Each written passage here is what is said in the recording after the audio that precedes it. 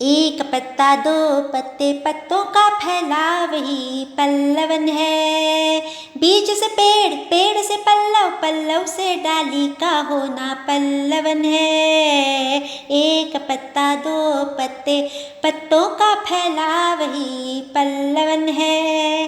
पल्लवन शैली की जानकारी एकांकी द्वारा हम लेने वाले हैं। नमस्ते दोस्तों, संस्कृत हिंदी तरंगिणी चैनल पर आप सबका हार्दिक स्वागत। आज मैं व्यावहारिक हिंदी विभाग के नए विषय से जुड़े हुए पाठ को लेकर उपस्थित हुई हूँ। अभी तक चैनल को सब्सक्राइब नहीं किया है तो फटाफट सब्सक्राइब कर लीजिए, क्योंकि आप जैसे युवाओं के लिए career, study guidance, motivation, entertainment करने वाले अलग अलग विषयों पर वीडियोस बनाने का मेरा हौसला आपके सब्सक्रिप्शन से बढ़ेगा। इसलिए चैनल को ज़रूर सब्सक्राइब कीजिए और वीडियो यदि नॉलेजेबल लगा तो अपने फ्रेंड सर्कल में शेयर करना बिल्कुल ना भूलें, क्योंकि खुशियाँ बांटने से बढ़ती है। पाठ क्रमांक 14 और पाठ का नाम है पल्लवन, जिसके लेखक हैं डॉक्टर दयानंद तिवारी।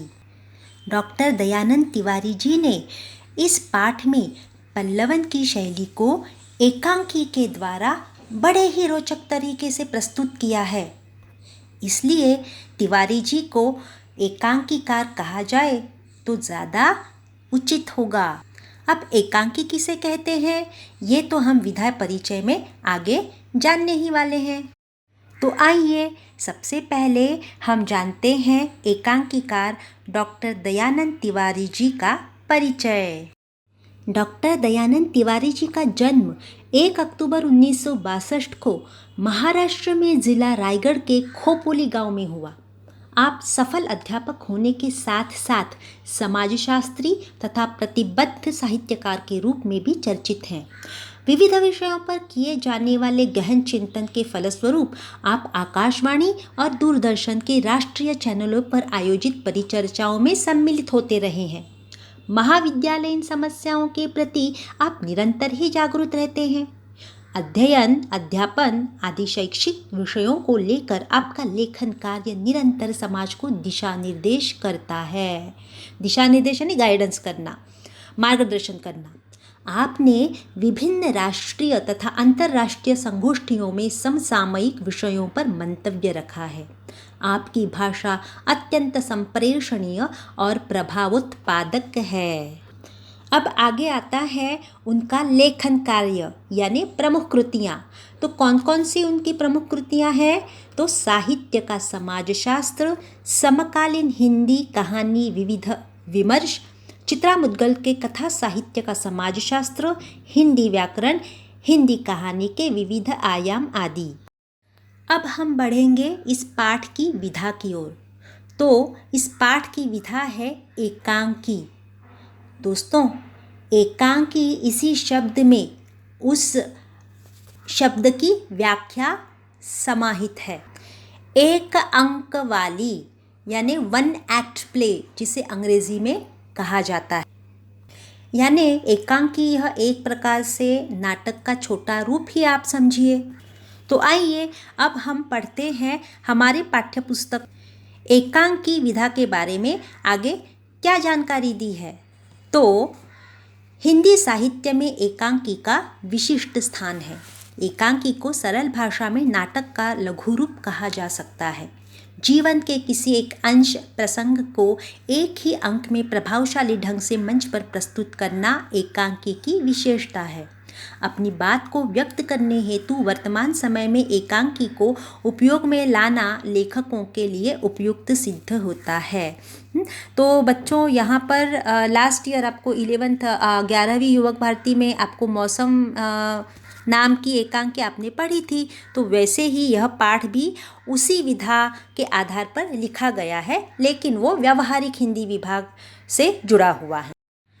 दोस्तों, मेरे गद्य और पद्य विभाग पर आधारित वीडियोज़ में मैंने पहले ही निर्देश दिया है प्रस्तावना पढ़ते समय कि प्रमुख कृतियाँ लेखक या कवि की और विधा परिचय, इस पर आपको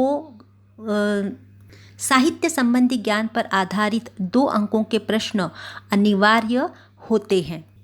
लेकिन आज जो हम पाठ पढ़ रहे हैं पल्लवन, वो व्यावहारिक हिंदी में आता है। तो हमने ये जो विधा परिचय पढ़ा और प्रमुख कृतियाँ भी देखी डॉक्टर दयानंद तिवारी जी की, इस पर आपको साहित्य संबंधी ज्ञान पर आधारित प्रश्न नहीं पूछा जाएगा। लेकिन आगे पाठ परिचय का जो अंश है वो प्रश्नों की दृष्टि से बड़ा ही महत्वपूर्ण है, क्योंकि इस विभाग पर आधारित आपको 4 अंकों के लघुत्तरी और 6 अंकों वाले दीर्घोत्तरी प्रश्न पूछे जाते हैं और उसका उत्तर लिखते समय आप पाठ परिचय अंश का ज़रूर प्रयोग कर सकते हो।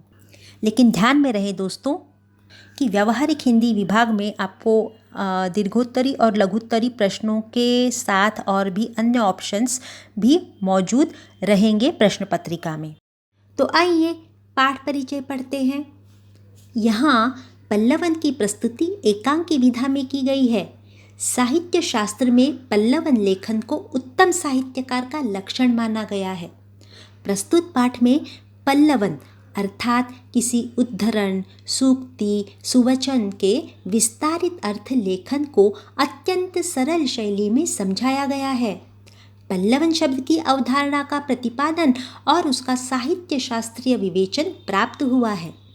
पल्लवन लेखन के विविध अंगों और नियमों को स्पष्ट करते हुए व्यावहारिक हिंदी के विभिन्न क्षेत्रों में उसकी उपयोगिता पर प्रकाश डालता है। दोस्तों, हमने पाठ परिचय तो पढ़ लिया, लेकिन पाठ प्रारंभ करने से पहले इस पाठ को पल्लवन ये शीर्षक क्यों दिया हुआ है? पल्लवन आखिर होता क्या है, यह भी जानना ज़रूरी है ना? दोस्तों, पल्लवन यह संस्कृत शब्द है। पल्लव यानी पत्ता और पल्लवन यानी नए पत्ते निकलना। एक छोटा पौधा होता है या एक डाली होती है तो उसको छोटे छोटे पत्ते जो है धीरे धीरे निकलना शुरू होता है और धीरे धीरे उन पत्तों का फैलाव होता है। तो ये जो फैलाव होने की, पत्तों की जो फैलाव होने की जो प्रक्रिया है, जो प्रोसेस है, उसे पल्लवन कहते हैं। अब मान लीजिए कि कोई पौधा हमें उगाना है तो उसके लिए सर्वप्रथम हम क्या करेंगे? तो उसके लिए हम पहले मिट्टी लेंगे, उस मिट्टी में हम बीज बोएंगे और उसके बाद उसमें खाद डालेंगे, पानी डालेंगे। तब उसका परिणाम क्या होगा कि वह पौधा है वो धीरे धीरे उगेगा। बीज से पौधा जो है वो उगेगा और उगकर क्या होगा, धीरे धीरे बढ़ने लगेगा। उसको पत्ते छोटे छोटे आना शुरू हो जाएंगे और वो पत्ते धीरे धीरे फैलना शुरू हो जाएगा। यानी एक छोटा सा बीज होता है, उसका पौधा बनता है और धीरे धीरे उसके पत्ते जो है वो फैलना शुरू होकर वृक्ष का निर्माण होता है, पेड़ का निर्माण हो जाता है। ये जो पत्तों की फैलने की प्रक्रिया है उसे पल्लवन कहा जाता है। तो अब भाषा में पल्लवन किसे कहते हैं? तो इस पाठ के पृष्ठ क्रमांक 79 पर एक चित्र है। चित्र में नए पत्ते तो निकल आए हैं। किससे आए हैं? तो लेखन रूपी डाल से। तो चित्र को दोस्तों गौर से देखिए। अब यहाँ पर भाषा की दृष्टि से पल्लवन का मतलब है कि किसी एक जो कोटेशन होता है या सूक्ति होती है, उद्धरण होता है, कविता की छोटी पंक्ति या सुवचन होती है, तो उसे अलग अलग एंगल से, आयामों से विस्तार करते हुए विचार लिखने होते हैं। उस प्रक्रिया को, विचारों को फैलाने की प्रक्रिया को पल्लवन कहा जाता है भाषा में। लेकिन ध्यान में रहे दोस्तों कि पल्लवन लेखन निबंध की भांति नहीं होता है। अक्सर हम पल्लवन को निबंध समझ बैठते हैं और इसलिए इस पाठ में लेखक ने क्या फ़र्क होता है निबंध लेखन और पल्लवन लेखन में, यह भी बात बड़ी सरलता से समझाई है। क्योंकि दोस्तों पल्लवन लेखन शैली की भाषा में ज़रूरत इसलिए होती है कि बहुत सारे मुहावरे होते हैं भाषा में, उक्तियाँ होती हैं, कोटेशंस होते हैं, सूक्तियाँ होती है, उद्धरण होता है, जिनको हम प्राथमिक रूप से यदि पढ़ेंगे सुनेंगे तो एकदम से उनका अर्थ स्पष्ट नहीं होता है। जैसे उदाहरण के तौर पर हम हिंदी के एक प्रसिद्ध मुहावरा या लोकोक्ति लेंगे, आसमान से टपका खजूर में अटका। अभी इस मुहावरे का अर्थ है कि एक मुसीबत से निकलकर दूसरी मुसीबत में जा फंसना। तो इसको हम अगर सीधा सीधा बोल रहे हैं तो अचानक मन में एक कल्पना सी बनती है कि जैसे लग रहा है कि सचमुच आसमान से कोई गिरा है और खजूर में अटक गया है। मतलब इस बात का, कहावत का मतलब हम शब्दशः ले सकते इस तरह, लेकिन इस वाक्य का चिंतन कर मनन करके और पल्लवन लिखने के नियमों को जानकर यदि इसी मुहावरे का विस्तार करेंगे तो इसमें जो छिपा हुआ अर्थ है, निहित अर्थ है, वो ऊपर वाला नहीं है कि आसमान से कुछ गिर रहा है और खजूर में अटक रहा है। तो इसलिए हमें ये निहित अर्थ को समझने के लिए, गहन अर्थ को समझने के लिए हमें पल्लवन की ज़रूरत पड़ती है। तो पाठ में हम पढ़ने वाले हैं पल्लवन कैसे लिखा जाता है, उसके नियम कौन से होती है, शैलियाँ कौन सी होती है, विशेषताएं कौन सी होती है, और ये सब समझाकर लेखक ने हमें पाठ के अंतिम भाग में जैसे सेवा तीर्थ यात्रा से बढ़कर है, नर हो न निराश करो मन को, आदि सूक्तियों का बहुत सरल तरीके से पल्लवन करके भी दिखाया है, ताकि हम सब लोग पल्लवन लेखन अच्छी तरह से जान भी सकें और लिख भी सकें। तो भाषा में पल्लवन का अर्थ क्या हो सकता है? तो विषय का विस्तार करना, भाव का विस्तार करना, क्योंकि इसमें छोटे छोटे वाक्य या वाक्य खंडों में बंद विचारों को खोल दिया जाता है, विस्तृत किया जाता है, यानी एक्सपांशन किया जाता है, उनका फैलाया जाता है वो। और ये हम सबको सीखना क्यों है? पल्लवन शैली जो है वो हमें सीखनी क्यों है? वो कला हमें आत्मसात क्यों करनी है? क्योंकि लेखक का मानना है कि मनुष्य के व्यक्तित्व के निर्माण में आज के तारीख में पल्लवन शैली बहुत महत्वपूर्ण भूमिका निभा सकती है। कैसे? ये हम पाठ में जानने ही वाले हैं। दोस्तों, अब जो हम प्रकट वाचन करने वाले हैं तो प्रारंभ में उसमें 12वीं कक्षा का दृश्य है, जहाँ पर सभी छात्र आकर कक्षा में बैठे हुए हैं। और इसलिए दोस्तों, अब आपके सामने, आप स्कूल में जो हिंदी क्लास हुआ करती थी ना आपकी, तो वो दृश्य ज़रा सामने लाइए, तो आप इस एकांकी का बड़ा मज़ा ले सकते हो। इस पाठ में अध्यापक जी का नाम तो नहीं दिया है, लेकिन यह हिंदी अध्यापक एकांकी के प्रमुख पात्रों में से हैं, और साथ में छात्रों के नाम है रोशन, प्रतीक, शीतल, गौरांश, रिदिम, तन्वी, मितवा और गीत। अब परीक्षाएं नज़दीक आई है और इसलिए छात्र परीक्षा की तैयारी कर रहे हैं। अध्यापक का कक्षा में प्रवेश होता है और अध्यापक विद्यार्थियों को पूछते हैं कि आपको हिंदी विषय का कौन सा भाग कठिन लगता है। तो सभी छात्रों का एक ही मत हो जाता है कि हमें पल्लवन भाग को लेकर संदेह है, और इसलिए हिंदी अध्यापक पल्लवन के बारे में जानकारी दे रहे हैं। और यह जो संवाद है आगे हम पढ़ने वाले हैं अब जल्द ही, तो यह पाठ का प्रारंभिक भाग है। तो चलिए हम प्रकट वाचन पढ़ना प्रारंभ करते हैं। समय है प्रातः 11 बजे। स्थान 12वीं कक्षा। कक्षा में विद्यार्थी प्रवेश कर रहे हैं। कुछ विद्यार्थी आपस में बातें भी कर रहे हैं, कुछ ऊंचे स्वर में एक दूसरे को पुकार रहे हैं, और तभी हिंदी शिक्षक कक्षा में प्रवेश करते हैं। सभी विद्यार्थी खड़े होकर नमस्ते सर। अध्यापक कहते हैं, नमस्ते विद्यार्थियों, बैठ जाइए। हमारा हिंदी का पाठ्यक्रम पढ़ाना पूर्ण हो गया है और परीक्षाएं समीप हैं। अब हमें प्रश्न पत्र के सभी प्रश्नों का आकलन एवं अध्ययन करना चाहिए। क्या आपने प्रश्न पत्र का अवलोकन किया है या अवलोकन यानी निरीक्षण किया है, देखा है उसे? तब रोशन कहता है, जी सर, प्रश्न पत्र का अध्ययन हमने भली भांति किया है।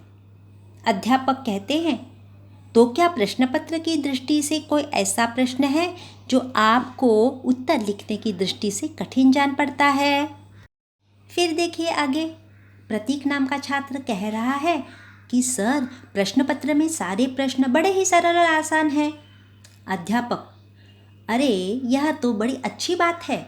लगता है आप लोगों ने प्रश्न पत्र की या फिर उसके अलग अलग विभागों के प्रश्नों को बारीकी से देखा ही नहीं है। शीतल, सर आपने बिल्कुल सही कहा है। व्यावहारिक हिंदी से संबंधित एक प्रश्न है जिसके उत्तर को लेकर मैं मन में कठिनाई अनुभव कर रही हूँ।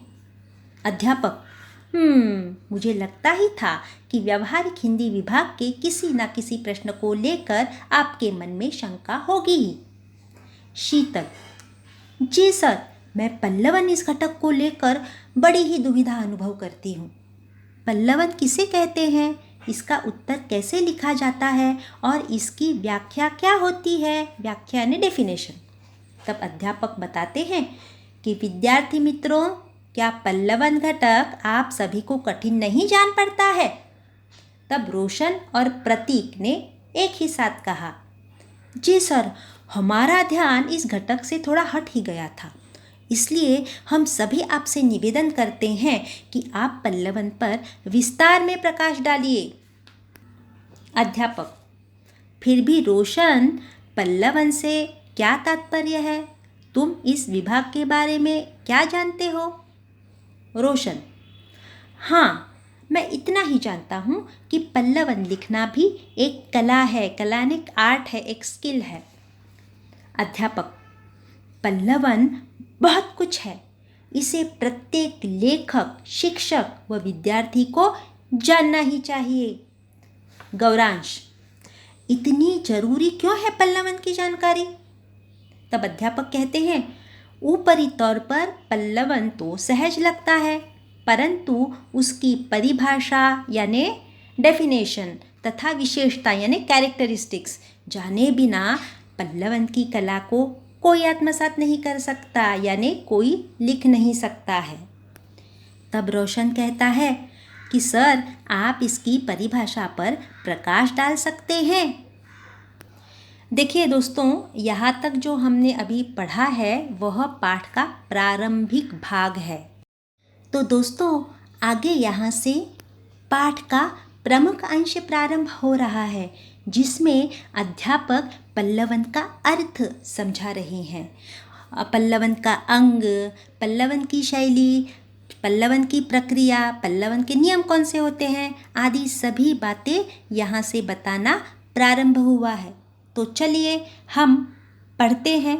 सबसे पहले कि अध्यापक पल्लवन की परिभाषा यानी डेफिनेशन किस प्रकार कर रहे हैं। तो हमने देखा कि रोशन नाम के छात्र ने पल्लवन की परिभाषा के बारे में सर को कहा है कि आप उस पर प्रकाश डालिए। तो अध्यापक कहते हैं, हाँ, क्यों नहीं। हिंदी में पल्लवन शब्द अंग्रेजी एक्सपांशन शब्द के प्रतिशब्द के रूप में आता है। पल्लवन का अर्थ है विस्तार अथवा फैलाव। यह संक्षेपण का विरुद्धार्थी शब्द है। संक्षेपण यानी संक्षिप्त या संक्षेप या कम से कम शब्दों में बताना। तो दोस्तों, यहाँ पर आपको पता चला ही होगा कि पल्लवन और संक्षेपण ये दोनों विरुद्धार्थी शब्द हैं, क्योंकि पल्लवन का अर्थ होता है एक्सपांशन यानी फैलाना, विस्तार करना, और संक्षेपण का अर्थ होता है संक्षिप्त करना, कम से कम शब्दों में बताना। तो आगे यहाँ पर लेखक यानी हिंदी अध्यापक बता रहे हैं कि जब किसी शब्द, सूक्ति, उद्धरण, लोकोक्ति, गद्य, काव्य पंक्ति आदि का अर्थ स्पष्ट करते हुए उसका दृष्टांतों, उदाहरणों अथवा काल्पनिक उड़ानों द्वारा 200 या 300 शब्दों में विस्तार करते हैं तो उसे पल्लवन कहते हैं। अर्थात विषय का विस्तार करना पल्लवन है। रिदिम, तो क्या पल्लवन का मतलब सिर्फ विषय का विस्तार करना ही है? अध्यापक, नहीं, सिर्फ विस्तार नहीं, उसकी और भी कुछ विशेषताएं और नियम होते हैं। गौरांश, मैं कुछ समझा नहीं। तब अध्यापक कहते हैं, यानी अध्यापक अभी समझा रहे हैं बच्चों को कि आइए मैं समझाता हूँ। देखिए, हर भाषा में कुछ ऐसे लेखक होते हैं जो अपने विचारों को सूक्ष्म और संक्षिप्त रूप में रखते हैं। सूक्ष्म यानी छोटा, संक्षिप्त रूप यानी संक्षेप में, कम से कम शब्दों में रखते हैं। उन्हें समझ पाना हर किसी के लिए आसान नहीं होता और ऐसे समय में पल्लवन के माध्यम से उसे समझाया जा सकता है। तब रोशन कहता है, तो क्या पल्लवन से तात्पर्य निबंध है? यानी रोशन का क्या कहना है कि पल्लवन यानी ही निबंध की तरह है क्या? दोस्तों, पल्लवन निबंध की भांति बिल्कुल नहीं होता है। निबंध और पल्लवन में फ़र्क होता है। निबंध से बिल्कुल अलग प्रकार की लेखन शैली या राइटिंग स्किल है पल्लवन, और इसलिए आगे अध्यापक छात्रों को निबंध और पल्लवन में क्या अंतर है ये बता रहे हैं। अध्यापक कहते हैं, नहीं, कई लोग निबंध और पल्लवन को एक ही मानने की गलती करते हैं, लेकिन वास्तव में इन दोनों में अंतर है। निबंध में किसी एक विचार को विस्तार से लिखने के लिए कल्पना, प्रतिभा और मौलिकता का आधार लिया जाता है। कल्पना यानी जिसे हम इमेजिनेशन कहते हैं, प्रतिभा यानी क्रिएटिविटी या अलौकिक बौद्धिक क्षमता जिसे कहते हैं। बौद्धिक क्षमता तो सबके पास होती है, लेकिन जो अलौकिक, यूनिक, कुछ अलग तरीके से सोचने की, करने की जो क्षमता रखता है, हाँ, तो उसे प्रतिभा कहते हैं। और मौलिकता यानी महत्वपूर्ण विचार। तो आगे अध्यापक कहते हैं कि पल्लवन में भी विषय का विस्तार होता है, परंतु पल्लवन में विषय का विस्तार एक निश्चित सीमा के अंतर्गत किया जाता है। रिदिम, सर, पल्लवन में क्या विचार के साथ साथ भाषा विस्तार पर भी ध्यान देना होता है? अध्यापक जवाब देते हैं, हाँ, बिल्कुल सही प्रश्न पूछा, मैं इस पर आ ही रहा था। वैसे भी भाषा का विस्तार करना एक कला है और इसके लिए भाषा के ज्ञान के अलावा विश्लेषण, संश्लेषण, देखिए यहाँ पर आगे भी बहुत सारे टेक्निकल वर्ड्स, अलग शब्द आए हैं। विश्लेषण का अर्थ होता है एनालिसिस करना या अलग अलग करना। संश्लेषण यानी जोड़ना, जॉइंट करना। ये विश्लेषण और संश्लेषण विरुद्धार्थी शब्द है। हाँ, तार्किक क्षमता यानी क्या, तो तर्क या लॉजिकली सोचने की जो क्षमता होती है, तो तार्किक क्षमता के साथ साथ अभिव्यक्तिगत कौशल की आवश्यकता होती है, यानी एक्सप्रेस करने की कला जो है, विचार प्रकट करने की कला की भी आवश्यकता होती है। इसमें भी आख्याता यानी व्याख्या करने वाला या व्याख्याता के प्रत्येक अंश को विषय वस्तु यानी थीम या कथानक, विषय वस्तु की गरिमा, यानी गरिमा के बहुत सारे अर्थ हैं, लेकिन यहाँ गरिमा का अर्थ है महत्व के अनुकूल विस्तारित करना होता है। और इसलिए भाव विस्तार को भी पल्लवन कहा जाता है। भाव विस्तार है जो मानसिक विचार है, इमोशंस है, उसको एक्सप्रेस करने की जो कला है लेखन द्वारा, तो उसे भी पल्लवन कहा जाता है। ऐसा हिंदी अध्यापक जी ने छात्रों को बताया है। अब आगे तन्वी पूछती है कि सर जी, क्या पल्लवन में भाव विस्तार के साथ साथ चिंतन भी होता है? अध्यापक, अच्छा प्रश्न पूछा तुमने। पल्लवन में भाव विस्तार के साथ चिंतन का स्थान भी महत्वपूर्ण होता है, क्योंकि संसार में जितने महान चिंतक साहित्यिक विचारक हैं उनके गहन चिंतन के क्षणों से, गहन चिंतन के क्षण यानी कि गहराई से सूक्ष्मता से सोचना, तो उन क्षणों में जिन विचारों और अनुभूतियों का जन्म होता है, अनुभूति यानी अनुभवों का जन्म होता है, उससे क्या होता है, उससे सूत्रात्मकता आ जाती है। सूत्रात्मकता यानी श्रृंखला, यानी श्रृंखलाबद्ध विचार मन में पैदा हो जाते हैं।